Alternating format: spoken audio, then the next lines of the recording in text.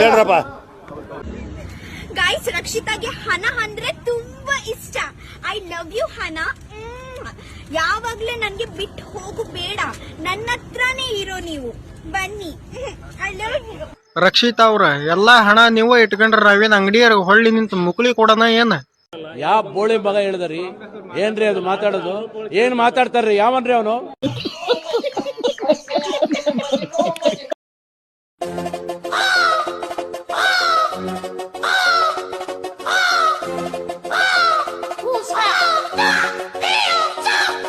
ಬಾಳ ದಿನಕ್ ಮದ್ವಿ ಆಗ್ಯಾನ್ವ ನಿನ್ ಗಂಡ. ನಿನಗ ಹಿಂಗ್ ಮಾಡಬೇಡ.